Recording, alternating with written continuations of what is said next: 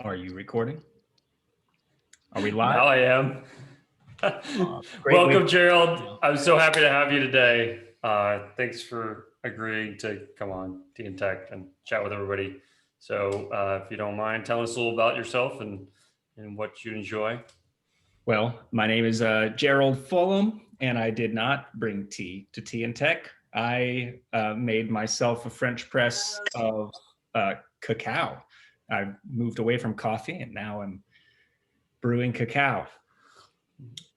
So, like straight up, like, are these chocolate beans essentially? Yeah. Here's the French press with it basically cacao nibs that are roasted. Yeah. And then roasted to various, darkness. And then you grind them up like coffee and you brew it like coffee, but it tastes exactly like it. I'm not going to lie. It's basically hot chocolate made with water. That's exactly what it tastes like. And it was offensive the first couple times, but I have gotten accustomed to it and I really like it. I might have to give that a try. It sounds kind of fun. Yeah. Because you were doing pour overs for a long time, right?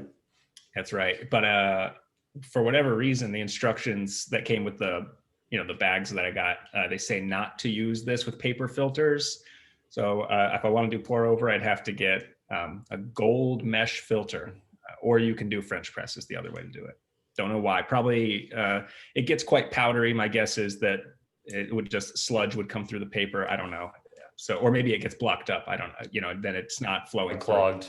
Through. Yeah. So aside from the fact that I am not drinking tea, I work for Kroger Technology and Digital. I'm currently the engineering manager for the Kroger design system, previously the tech lead for the Kroger design system, previously tech lead for the recipes team. And prior to that, I was at LexisNexis. Prior to that, I was at Standard Register. And before that, I worked 8 years and a half at Cox Media Group. You would know the Dayton Daily News, maybe the Hamilton Journal News, the Middletown Journal, Oxford Press, Pulse Journal, Westchester. I can't remember what theirs was called. There was a ton of papers and journals that I worked on, the websites. I also spent a year as an investigative reporter for the I-Team, which was the highlight of like my career so far. Super cool. Didn't pay well, but lots of fun. And anyway, I made the transition to development because working for newspapers was a dead-end job. So you've probably all seen the poor Dayton Daily News printing press building that looks like an airplane hangar on I-75 has unfortunately been converted into like office space. They don't even print their own paper anymore. It's outsourced. It's sad. So anyway, development's where it's at. And my degree is in visual communication. I do not have a degree in computer science. I started out as a designer, and web development was a thing that I did as a hobby. And I realized you could break into the career without a degree, which is awesome. I heard that there's some tech elevator people here. Boot camps are great. We hire lots of boot camp grads at Kroger. I have 3 tech elevator grads on my team right now. They're doing a good job. So kudos to you for doing that and seeking a career change. I think you will not be disappointed. It's an exciting field to be working in and very rewarding. What else would you like me to share, Michael? Anything you like, or we can open it up to questions. Would you want to mention about your guitars in the background? I know that there are some in the call who are probably interested in that. Yeah, so these are some of my instruments. Most of them are in a different room, starting from, I don't know if that's your left or right. I got a trumpet here. Hey, you can't see it. I think you muted, Gerald. A djembe, which is an African drum. Okay. And I've got my Dreadnought acoustic guitar. That's your standard acoustic guitar. That was a cheap student one that I got that I used for many, many years. I upgraded to a jumbo acoustic, which is cool, and it's really fancy and nice, and I hang that in my front room so that guests can see it. I also have a nylon string acoustic, which is not hanging up. That's my favorite guitar. I play it more than any other of my stringed instruments. It's so pretty, and it's just easy to play and sounds nice. And then I've got a baritone ukulele, which is a rare and unusual instrument. You don't see those very often. I have a regular ukulele not hanging on the wall. And that's my Fender Cyclone. It's an electric guitar, obviously not a fancy Fender. It's like a mix between a Mustang and a Stratocaster. That's what they were going for when they made it. I like it. It's cool. Then a little kid's guitar. It's a no-name brand that looks like a Stratocaster. My kids play that. There's drums back here. I've also got banjo, mandolin, violin, and recently got a dobro. That was it's a square neck resonator guitar that you play on your lap with a slide, and it's awesome. Really, really cool. That's my favorite thing that I've just picked up. So yeah, instruments are like, that's my favorite hobby. I don't know if I'd ever want to make a career out of it, but I was in a band for several years, and you can still find our music. We published a couple albums, Tohi Music. It's probably out there on the web, so you could look that up and indulge in some, Cincinnati indie rock or Dayton indie rock. Is that Toki? T-O-K-I? Tohi, like the bird. T-O-W-H-E-E. Tohi. We'll drop some links in the show notes. Yeah, we can do that. So yeah, so music's a thing for me, but ultimately what I've really enjoyed in my career is getting to be on the KDS. So we'll get back to work-related stuff and tech-related stuff. Like I said, my degree is in visual communications. That's graphic design, basically. I also, I forgot to mention, I studied film. That's cool. I spent a couple of years at Wright State's film school, which is highly competitive, really big workload, very expensive homework assignments. And I ran out of money and time and basically had a job at that point, got married and couldn't continue doing it. But so I'm interested in artsy type stuff. And then the career aspect of it, development provided the best opportunity for me to provide for my family with skills that I had. So that's the route I went. And the design system team is like that fusion of art and technology that I had been waiting for. So it was like, I was super excited when a couple people at Kroger, an engineer and a developer or a designer, they had built a component library out of need. It was side of desk. And that evolved into, it was a great proof of concept. And they were like, we can put a team behind this. And I put my hand up. I was like, I want to be on that team. I very luckily got to lead the team. And man, it's been awesome. So it's my favorite thing. We do the front of the front end. We are HTML and CSS and JavaScript as you can get. And then we don't do business or app logic because that's not our concern. Our concern is accessibility. Our concern is good semantics in the markup, efficient, bundling and building of our components, making sure they render properly, making sure that every state can be reached and that you as an application developer can trigger those states so that you can make stateful apps from our stuff. So that's what we do. And then we've got all kinds of architecture that supports the system. We're reworking color right now. I think we're doing some groundbreaking stuff that people in the industry had not done. We borrowed some things from Material and enhanced on it. So if you're familiar with Material's color system, we've borrowed heavily from it, but we've made it better, in my opinion. We're going to be unveiling that at work soon, but really systematized color. And then I'm trying to think of some other cool stuff that we do that's not usual in design systems. You're probably all familiar with like design systems out there. Brad Frost is big in the industry, but they're all web-based and there's not a lot going on for Android or iOS. And so that's where our team has to make a design system that our designers at Kroger can use to build apps for all the platforms. And what we learned as a design system team is that you can't freewheel it like you do with the web in iOS land. You can more in Android, but in iOS, Apple's got prescriptive ways of doing things. And so we've got to bend and shape ourselves according to those sorts of things. And that's been a big challenge, but I think we've achieved it. We're doing a good job. So it's like a really opinionated version of, the Apple's human interaction guidelines and how they expect apps to look and work. So we've done a good job, I think, and I'm excited to be doing that. It's my favorite thing. I love coming to work every day. Some of this I haven't even heard about. So I'm excited. When's the blog post coming out about the new work, all this new work you're doing? And I actually, we don't have a blog, and we ought to. We really, really ought to. We've, as a team, wanted to open source for years because we think we're doing groundbreaking stuff that the industry would be impressed with, but Kroger is not big on open source stuff yet. And we've had roadblocks, but we did this year, we did get a license from our lawyers that they would feel comfortable with us going out with. Now it's just a matter of getting the green light from the business to say, we're ready to do it, but legally we're covered when we're ready to go. So that's cool. And that's on our roadmap to do, is to open source our design system. Amazon recently announced that they're building a design system. So that's good. That's hot on our heels because we don't want to be shown up by Amazon. Yeah, we got to get ours out first.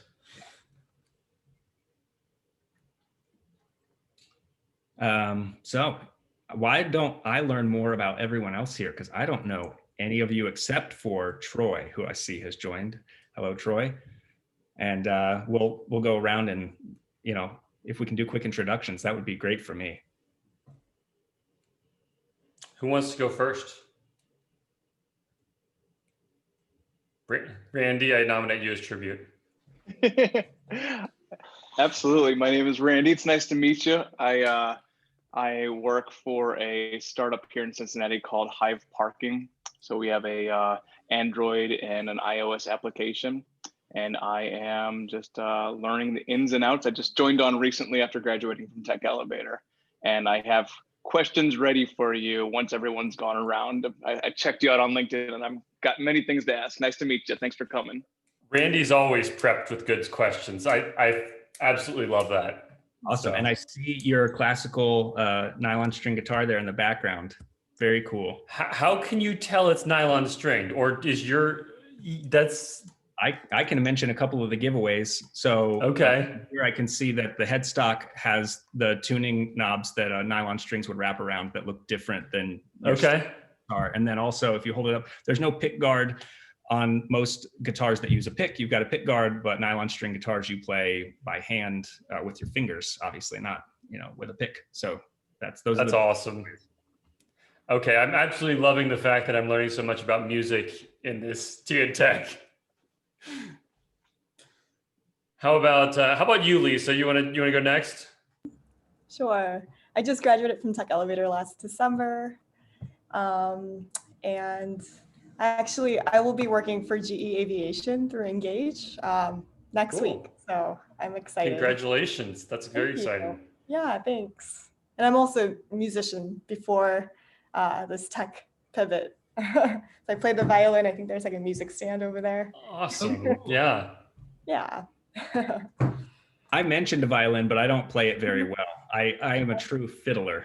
Ooh, I know. I heard it. Nice. And I also have a question for you after too. Oh, sure. Yeah. We'll get you on the list. Yeah. David? Hey, Michael, thanks. My name's David Morgan, and I'm the kid that always wandered into the neighbor's garage looking for the old car or appliance he was trying to fix. I've been always curious, eager to learn about how things work. And I spent a bunch of years in field service, doing troubleshooting and fixing equipment in the field. And most recently, I had a sales role, and that ended for me a little while ago. Just really wanted to get back to more of a technical focus. And so I decided to enroll at Tech Elevator. So I'm really excited to be becoming a software developer and hopefully get into, again, more of a technically focused role and also somewhere where I can apply some of my customer service type of skills as well. I like helping others, helping customers, teaching and things like that. So that's what I'm doing. So cool. Customer service is so important. And I think it's just underrated and undervalued sometimes. Absolutely. David's also a runner, which there's a few of us in the group here. Nice. That's my latest trophy. You know what? I just realized I should make a Tea and Tech group on Strava. That would be awesome. We should do that. So yeah. You can find me on Strava, by the way, if you want to connect, and then I'll start looping people in. We can get your bike Do you use bike, Gerald? Do you run at all? I will run to the mailbox if it's cold outside. Love it. Excellent. Sarah, you want to introduce yourself? Oh, sure. My name is Sarah. I don't work at Kroger, and that's about all no, I'm kidding. Let's see. I am a software engineer. I like to call myself a polyglot engineer just because I work in so many different languages, and I've never really stuck with one, and I don't know that I possibly could. Let's see. I don't run, but I do bicycle a lot, so I totally Awesome. could join your Strava group. Awesome. And what else? I don't know.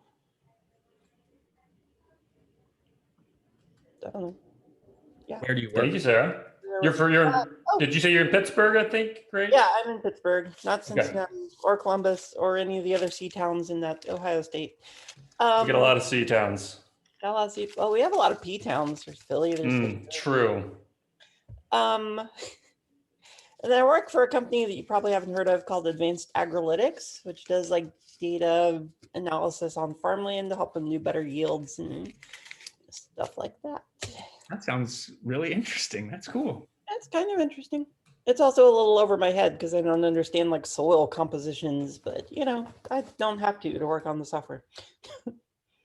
I've started knowing a lot of people who have gotten into more agricultural focused tech companies. I feel like there's just an explosion happening there. And I think that's exciting. I don't know about anybody else, but yeah. How about you, Adam? You want to introduce yourself? Sure. My name's obviously Adam. I play a little violin. Currently actually getting lessons from Lisa, and she's like the best teacher. Yeah.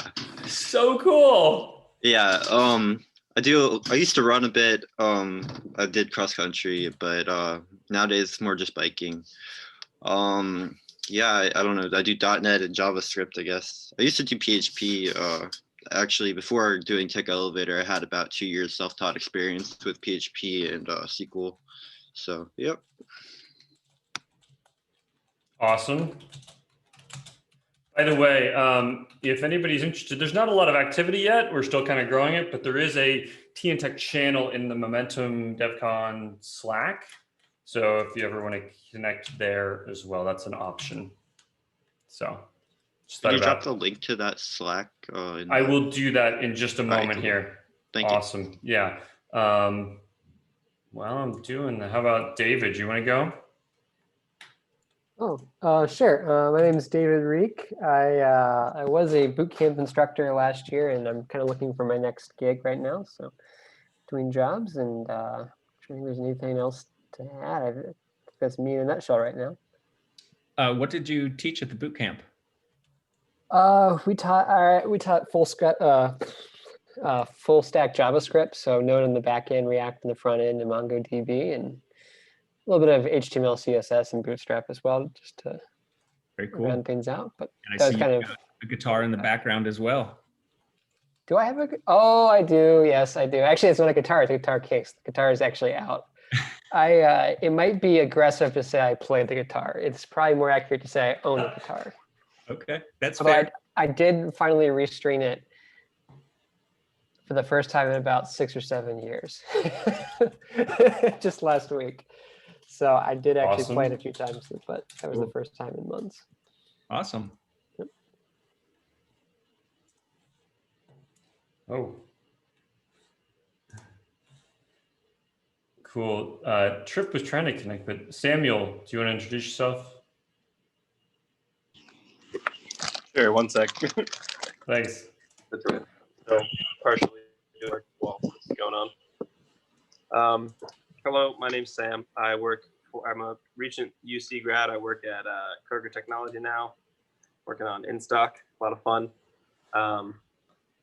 I'm not a runner. I played soccer for a long time, but running is the most atrocious sport in life. So instead, I decided to try rowing for a few years, and that was fun. It's a lot of fun and a lot less pain on your joints, and rock climbing. Awesome. Well, that one's not like you want to talk pain on your joints and stuff. You kind of go on the other direction on that one. They're not climbing, right? Yeah, but at least it's not on my knees. It's only when you fall that it hurts really bad. So just don't fall. Sure. Exactly. Right. Yeah. Yeah, just don't fall. So you're on InStock. That's an Android app, right? Are you familiar with the KDS? I think you guys are using it.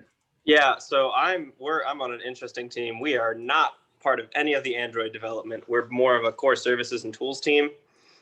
Though we have been using the web components from KDS, and you might actually have seen me in the KDS web channel multiple times. I'd ask things. I'd be like, "Yeah, this just doesn't work with Angular. Like, is there any other way to do this?" And then That's how someone's just like, "Oh, you're just messing up the binding." I'm like, "Oh." Yeah, that's awesome. I'm glad that you're like using it, giving it a try, and for context, we're trying to build framework agnostic components as well. We can get into that later.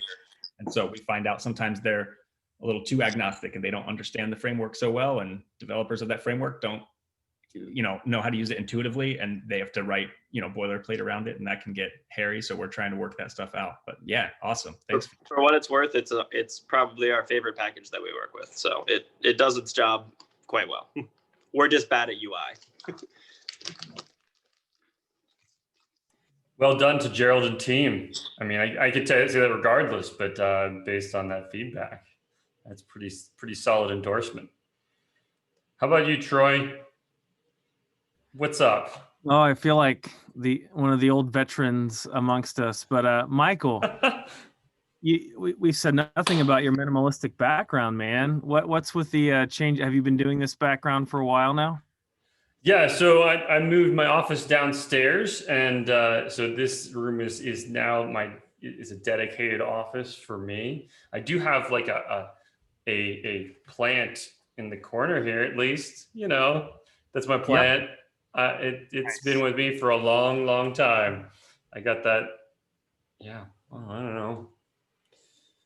Over 10 years ago, maybe like 14 years ago, something like that. The plant does not have a name. I've thought about that on occasion, but no, it's just my rubber tree plant. I like it. Very cool. Actually, well, super. Go ahead. I was going to get my intro out of the way so Gerald could have some time to get into his talk. So I'm privileged to have called Gerald and Michael colleagues in a previous life at Kroger. And then I went to Procter & Gamble, had a great role there. Then I was lured away from Procter by Vaco here in Cincinnati. They wanted someone to launch their first ever digital practice in the Midwest. So with heavy heart, I left P&G and have so many good friends at P&G in the Kroger world. And I'm super thrilled to be owning a digital practice now. And Gerald, actually have had 2 requests from clients for accessibility work. So still fighting the good fight always. Yeah, that's awesome. I'm glad to hear you're doing something that you love. That's cool, and something really new and exciting.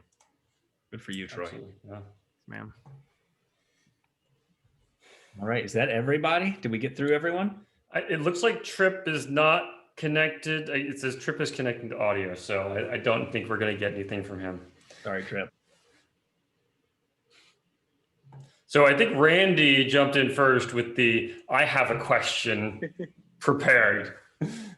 Absolutely. So I'm doing some learning on Node right now, and the course has me using handlebars as a templating system for the front end. And I'd never used handlebars before. I was familiar with Node.js and just a little bit of React. Handlebars seemed like a interesting in-between where it wasn't deeply component-based, but it's just, you're still using some templating to put in there. You seem to have a lot of opinions on your front end, and you seem to have a lot of thoughts. I was curious if you can give me your thoughts on the pros and cons from vanilla all the way to component-based and the templating, which might be somewhere in the middle. That's just how I see it. If you see it as a different way, I'd love to hear. I think differently, I think, than most modern JavaScript devs. I love vanilla JavaScript. I want to be all vanilla all the time. I don't use a framework unless I have to, and sometimes we have to. I came from that world. I started developing when I was 10, actually. So I was in early JavaScript days when it was first introduced with Netscape. And that's how I learned to code, was like reading books or packets that my dad would print off and bring home, there was no framework for the web. And so when frameworks started coming about, I was a little offended by it. And I got on board. The first one I used was Backbone, and we did it with Handlebars. And I thought Handlebars was really cool. I loved Handlebars, and I still think Handlebars is cool. So I say keep using it if it's working for you. Though I contemplated using Handlebars in a recent venture, a project that we're doing on the design system. We're making something called component blueprints, and the whole purpose of this is it's a test-driven development way of defining how a component should be built. So oftentimes when you're looking for like, how should I build an accessible button? You type that into Google and you'll get like Smashing Magazine or something on CodePen showing you like, this is the pattern you should use. And I was like, man, I should template these patterns and I should make a blueprint that is the opinionated way we make an accessible button at Kroger. And then I can write a test around that pattern, and I can publish that pattern as a human readable doc, and we can run in pipelines as well. And so to make the templates, I thought I need something that's not a framework, because I don't want to build this in React or anything like that. I want it to be able to be, easily written and consumed with it. We don't have to think about logic, too much. And Handlebars I looked at, but JavaScript has a new thing, with its template strings. And so that serves the purpose. That kind of defeats Handlebars. I don't think that JavaScript is as nice to work with as Handlebars in that regard. The template strings are clunky and they feel clunky, but because I'm a purist, I'm forcing myself to use them. I think Handlebars is much nicer in that regard. Love it. Thanks so much. Yeah. Thanks, Randy. Thanks, Gerald, for the answer. I think, Lisa, you said you had a question as well. Yeah, and I don't know how the process works at Kroger, or if I was following what you were saying, but how does the design gets kept or scrapped? Did you say you purely do the design part and then you work with other developers, and they test it out, to see if it works or not? Or I didn't really go into it, so I can describe that process because this causes friction for us to this day. There's a misconception, even among new hires to our team, that a design system is a component library. So that's the biggest battle we fight, is that when people hear design system, they think the web components package that we publish to NPM is the design system. But ultimately, the design system is a collaboration system. It's something your team buys into. Your product manager, your engineering manager, your designer, and if you don't have one, get one, has to buy into it as well. So that's the first thing, is it's a design-led approach, both from our perspective and our consuming teams. We don't expect developers to open our library and then start building an app. They will receive mocks from a designer. That designer built their designs from our Sketch component libraries. We at the system level, we publish out many libraries, and one of them is a Sketch library. So our designers at Kroger use that core library to build components in Sketch that then go into a community library that they share with their designers for their product. So Kroger.com has its own Sketch library, and all the designers that design experiences for Kroger.com can contribute to it and use from it. And it has things like product card, coupon card, etc. inside of it, and they build all the Kroger experiences from that. They hand those mock-ups off to development teams, and those development teams consume KDS React.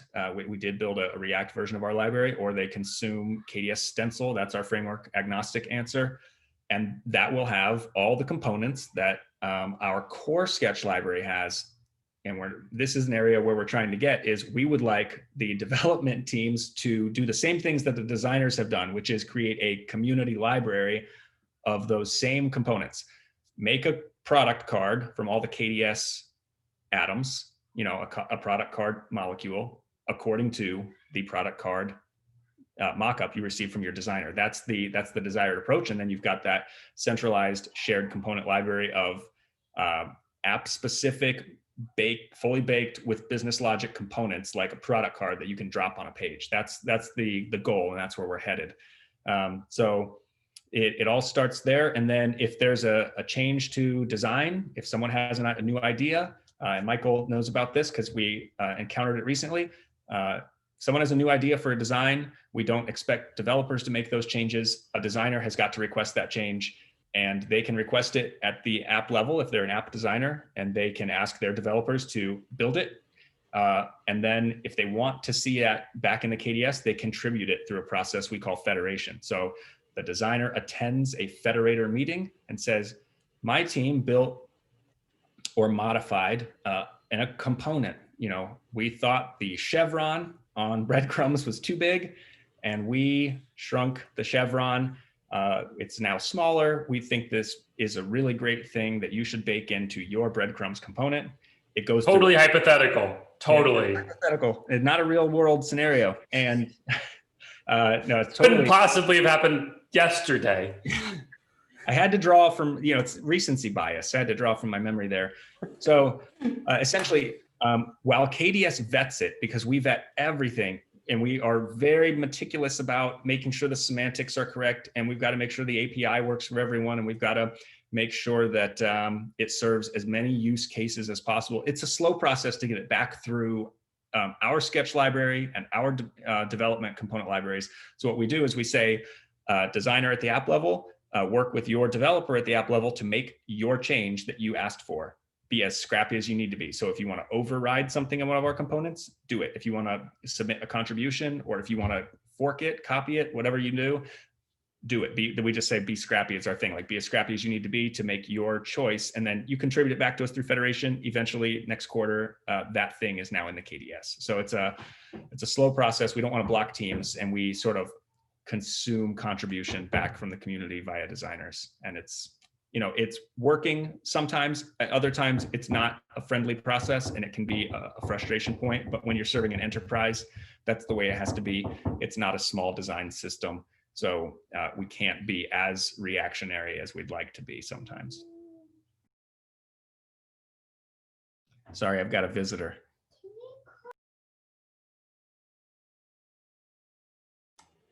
Thanks for joining, Troy. Always glad to have a little visitor. I had a visitor last week. Yeah, I saw the pictures of that. My kids know not to bother me, but they do anyway. And before every meeting, I'm like, I'm going into a meeting. Please don't open the door. And then they do. He wanted to know, he was asking, can he make popcorn? The answer is always yes. I think they know if they ask me a question during a meeting, the answer is yes. Okay, so if they asked the question and you weren't in a meeting, would there be potentially a different answer? Yeah, of course. I mean, like, can I play video games? I'm like, well, I don't. Did you do your schoolwork? That sort of thing. But if I'm in the meeting, I'm just like, yes, get out of my face now. All right. Now the question: how are they making popcorn? Is it microwave or what? No, they've got a popcorn maker we got from Target. One of the boys saved money and bought it. It was on clearance for $20, and he used all his money to buy it. And so, you put the scoop in. It's an air popper, and it shoots the popcorn at the top. They love it. That's great. And they can use it unsupervised. I hope. We'll see. You'll have to report back. You'll know if I suddenly, take off running. If we see flames in the background, that'll be a hint. Fire extinguisher. Ah! Lisa, did I answer your question well? Or I think so. Yeah. And I'm just a little curious, like, how big the library is, but I'm sure it's really big.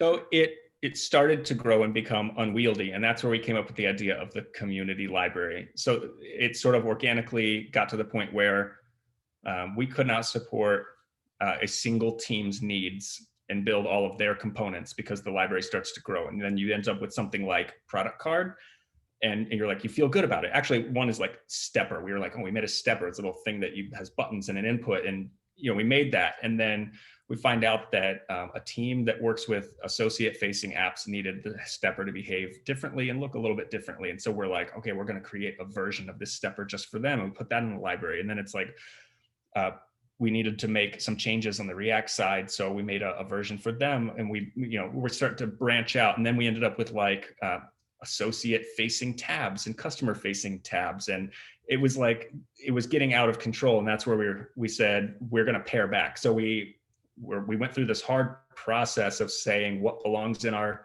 what belongs in the KDS and what belongs in a KDS component. And ultimately, we decided that at our level, the system level, it's quarks, if you want to call them that, and atoms.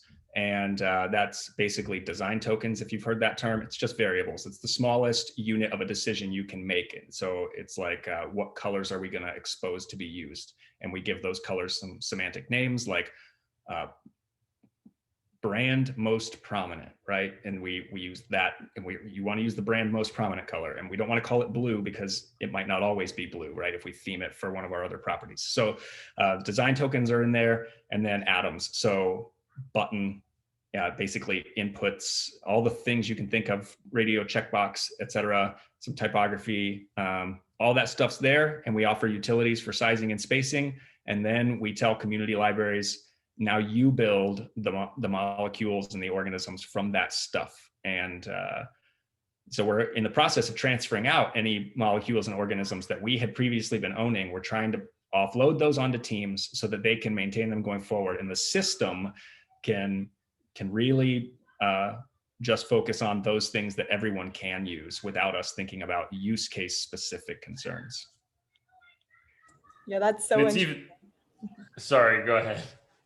I think it's even more complex than you think, because we at Kroger have like 20 different banners that we support, which all have their own look and feel to some extent.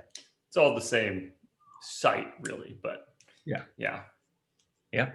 And we're going to be coming out soon with a new color system, like I said, and we're going to be coming out with new ways of consuming our CSS, new ways of consuming our components. Build processes for our consuming applications will have to change to consume the new system, but hopefully this sets us up for the future, which is brand theming as well as dark mode and high contrast mode. So those are things that CSS can now enable through media queries. So we have to have a system that can support that, and our current architecture doesn't. So all of that stuff's in the works, and that's the system level stuff that we don't need innovation happening on feature teams for that sort of stuff, because those are the cross-cutting concerns that can serve every team and that can go across platform that designers can have input on. So that's where we try to focus our work these days.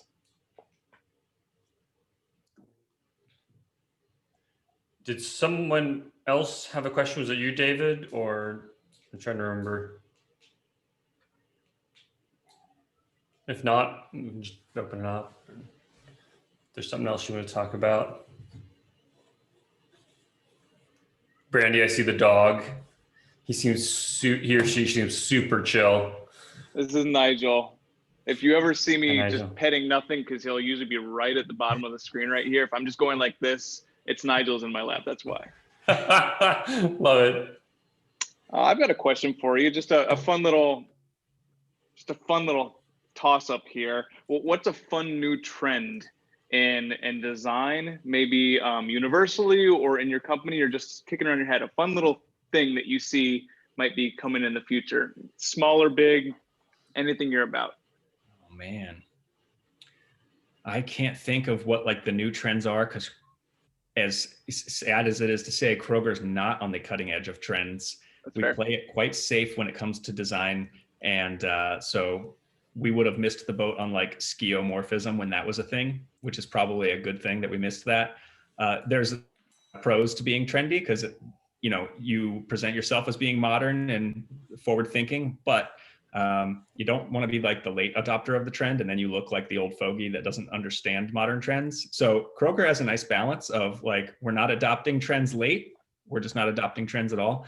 So for that reason, I actually don't have my finger on the pulse too much of the trends. I know that we're constantly looking to like new CSS features that we can enable. We are excited to start offering grid utilities through the KDS soon, because we're finally deprecating IE 11, which was the big holdback for that. We're excited to use more of those sorts of new features, but that's about it, to be honest. From a design standpoint, we don't do a lot with animation yet, though I know our designers would like to. And this is where another thing, animation can be heavily influenced by the experience for the audience. The animations the tiny little interactions we would want on Kroger.com for an end user that's shopping are different than what we would want in an administrative, dashboard or some kind of associate facing app on a smartphone where they're in a freezer with a glove and trying to use this thing to get something done quickly. So we can't just like blanket do animations. So we're trying to think about how we could work those sorts of things in a themable way. So as we explore color, that's going to help us understand how we could start to implement cool, nice little micro interactions that right now we can't make globally because we have to be a little bit bland to work in everyone's space. And then they decorate on top of that. We have this concept of the style guide. We don't own the style guide at the design system level. Each community has its own style guide, so they can add that sort of stuff, and their designers and developers would be responsible for adding those things in at that level. Hopefully in the future through theming, we could make that stuff configurable. I want to call it something that Gerald mentioned to give him some credit for. So we recently and are in the final steps of killing off IE11, and Gerald was the guy who kind of led the charge on that one. So I just want to give a little round of applause there. I can share the credit for that if your company still supports IE11. It was when I suggested it was actually based. Is Troy still with us? Is Troy on the call? He jumped off. Oh, man. Okay, so it was about a year and a half ago. Troy was still at Kroger, and he was testing something in JAWS with Chrome. And I was like, Troy, JAWS is with IE. Everyone knows that. And he was like, no, didn't you see the latest, WebAIM report? Because WebAIM does this survey. And he said, it shows that the majority of users of JAWS now use it with Chrome. And I was like, wow, that's crazy. That's mind blowing. And we actually had a statement somewhere that said the only reason we were supporting IE was for accessibility, because everyone needed a reason to keep it around. They were too afraid to pull the plug. When I actually got hired at Kroger 5 years ago, there was a document in our Confluence site which actually said, we support IE until less than 5% users. It was written somewhere. And I was like, I couldn't wait for the day we got to less than 5%. And we reached that, and then they changed it to 4, and then 3, and then 2. And I was like, what? And then they were like, it doesn't matter how many users there are, we have to support IE for accessibility. And so then Troy revealed to me that it's not needed for accessibility. The majority of JAWS users are using Chrome now, so cut the tie. And I was like, all right, that's it. I'm off. I wrote up the business plan, presented it to the business, and they were like, all right, you can do it. Proceed with caution. It was a 6-step plan, and we went very slowly, very, very carefully. Everyone was nervous every step of the way. And by the way, the first step was just put up a banner message that says, for IE users only, we are going to stop supporting your browser soon. No date.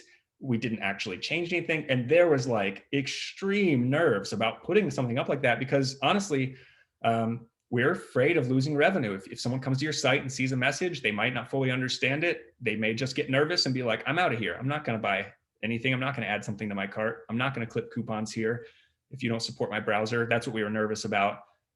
We did see users drop from that message, which is exactly what we wanted.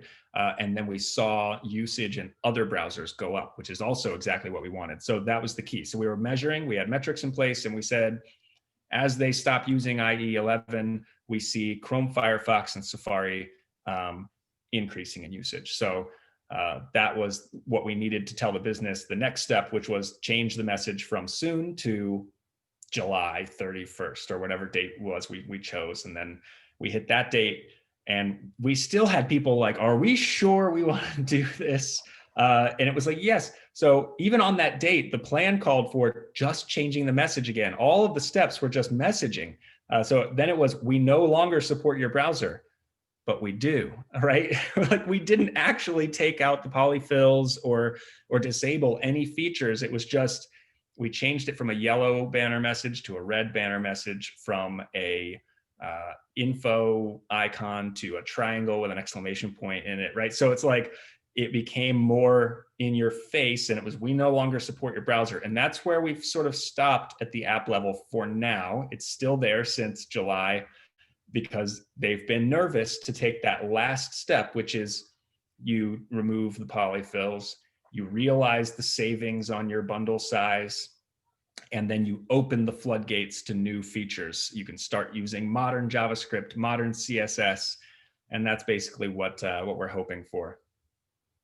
Would And you so mind educating me on the different, is Edge essentially, that's the new Windows new built-in, is that actually just a different version of Chrome, or are they using the V8 engine or something like that? This is Chrome now, but it didn't always. So Edge was a brand new browser, and there just not a lot of people switched to it. A lot of enterprises especially just maintained using IE, and then you've got users out there who are afraid to install other software that didn't come on their computer. And IE's, I actually, my goodness, my mother-in-law, I hope she's not watching this.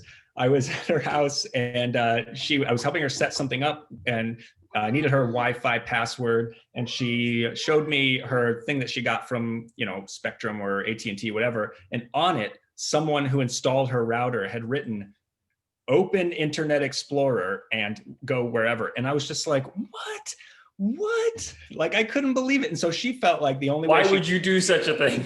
Explorer.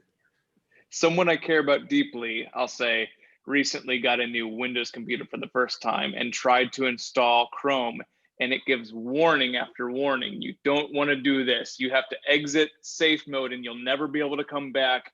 And she was just asking, is this, it's S mode or something like that? And they made it's it a very like special version of Windows that doesn't allow you to install. It only runs store apps, is S mode. You have to pay like $50 and then you can unlock the full thing, right? Yeah, depending on the actual one that you buy. Yeah, isn't like it's like a light version that yeah.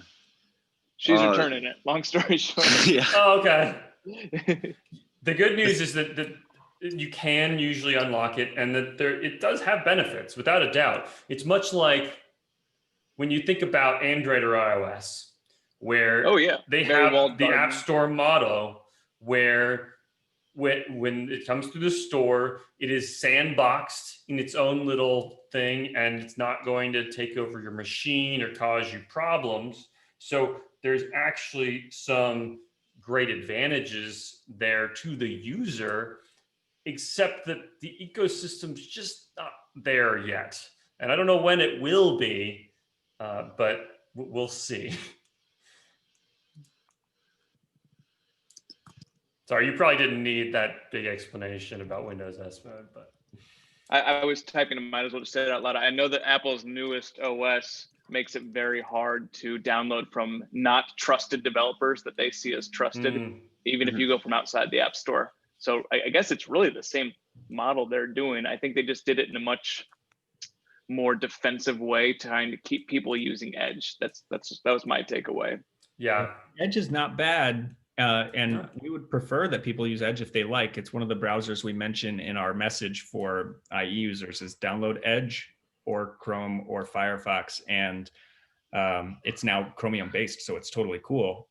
One thing we had to do internally was we got with desktop services and made sure that they were okay with us switching, because we didn't want people in the stores at customer service or people at general office in C-level executives opening up Internet Explorer and seeing a broken site. So we made sure that desktop services was like, yes, you're free to do that, because we're gonna start promoting Chromium Edge. So we had to wait until that was actually step one. We waited until desktop services, or until Chromium Edge was released, because desktop services told us that's when they were going to start pursuing it, was when it came out. So that was like January of 2020. And we went out with our messaging ahead of waiting for desktop services. This was our way of holding desktop services feet to the fire, was, hey, we're already warning people we're not going to use IE. And we actually did get at least one customer complaint from someone at Geo.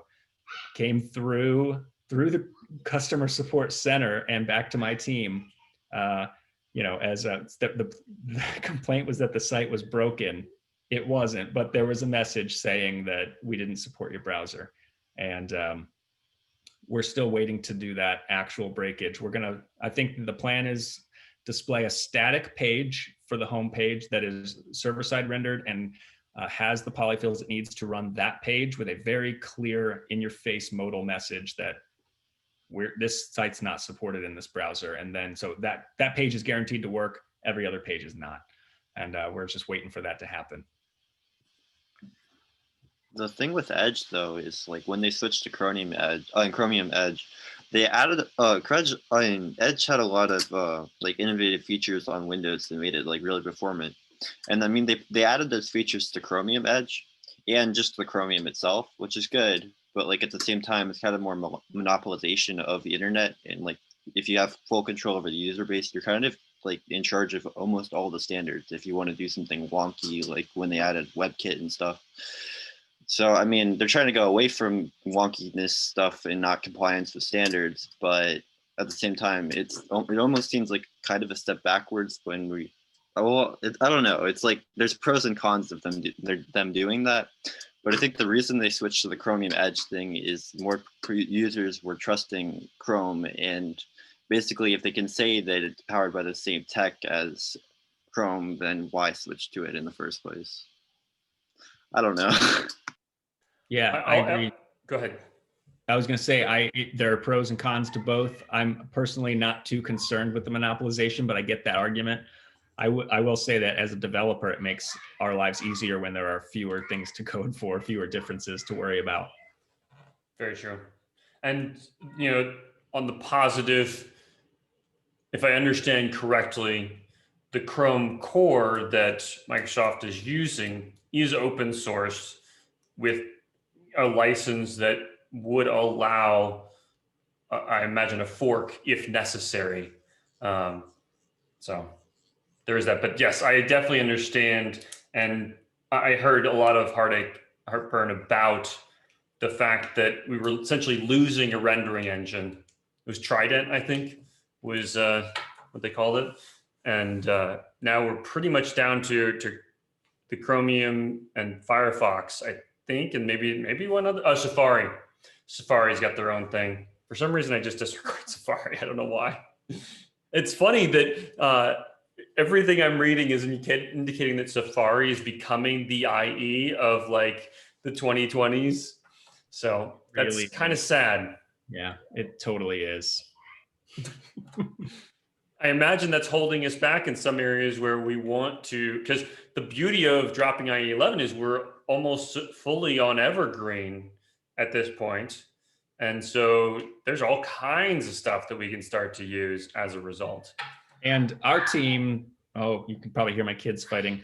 One of them left the door open after they made popcorn and they're fighting over Legend of Zelda. Anyway, I completely lost track of what we were talking about. Oh, my team. Yeah, we're interested in Evergreen stuff. So with the IE deprecation, even though we're waiting on our public facing site to finish that last step of removing polyfills for our customers, our team has removed our polyfills from our bundle.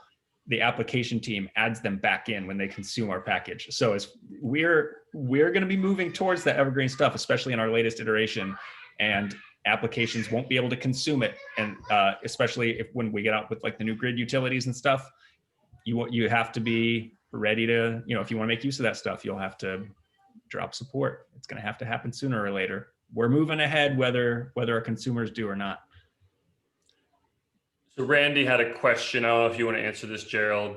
I can. But so this is basically just applications that they auto update and they're always advancing with the latest features. So the browser makers, they are, watching the specs evolve and change. They're often helping to shape those specs and they're releasing those new features with every version. And so when you get an update notice from Chrome that, a new version is ready and it just installs and you move on with life, that's Evergreen. Whereas IE 11 was like, you're locked in with your operating system to this version.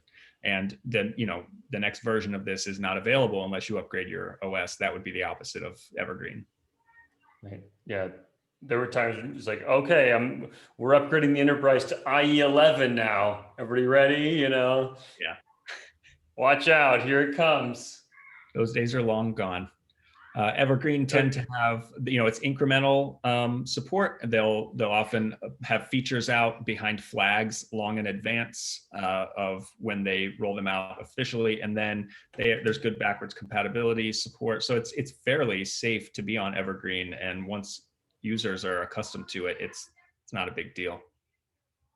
It's just the way. It is something you have to keep an eye on, though, because there's potential for new versions of browsers to change things about the way your site is rendered or runs.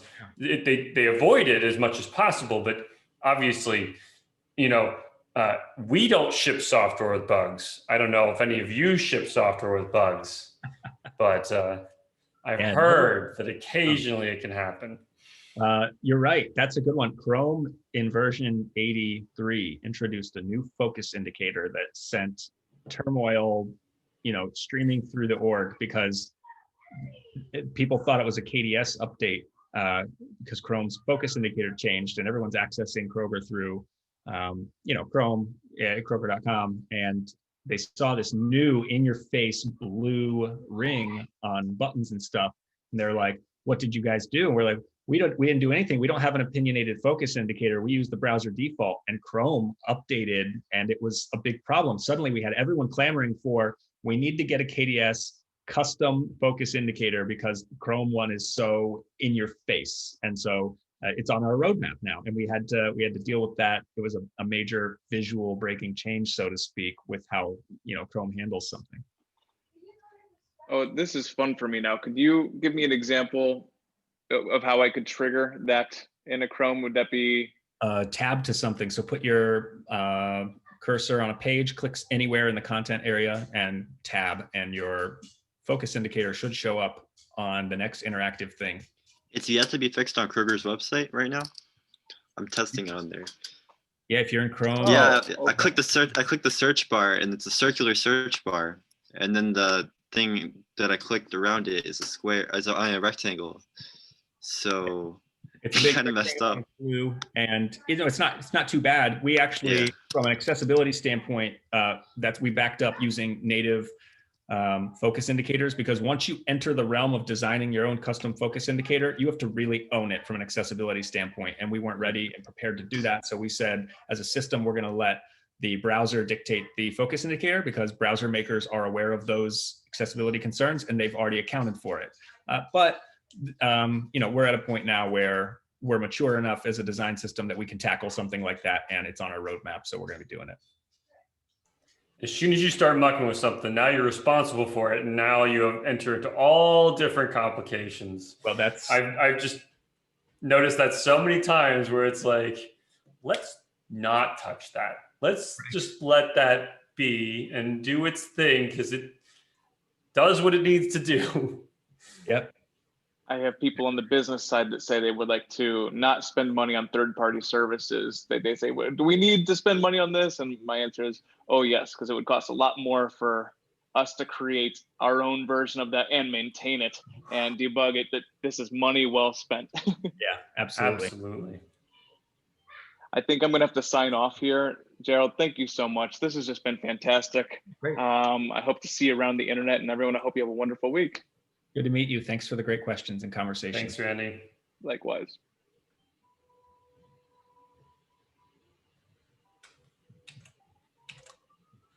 Anybody else have questions? I don't know how much longer you can hang out, Gerald. I do. Sometimes we go a little over. What? I do need to get going soon, but I can handle another question. Okay.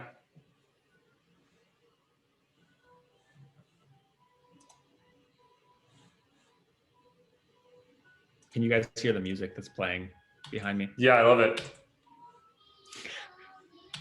Very faintly.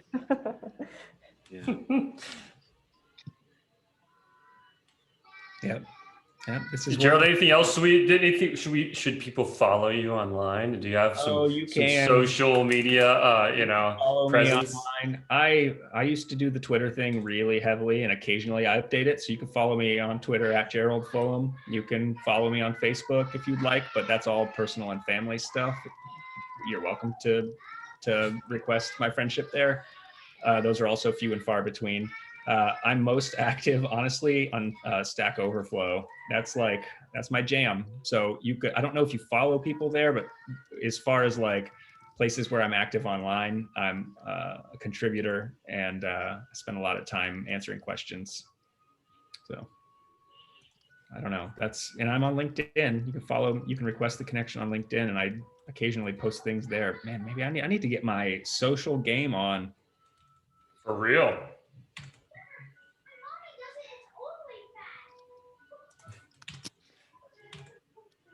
I guess there's one more thing that I can mention that I had thought to put. I copied the link to it. I have a presentation that I give occasionally, and if you haven't seen it, I thought I might mention it because it's on YouTube. That's right. Do-it-yourself accessibility presentation. So I'll put the link in the chat. This is from Cincinnati, Cincy.js in the summer. It's, in my opinion, my best version of this presentation I have given.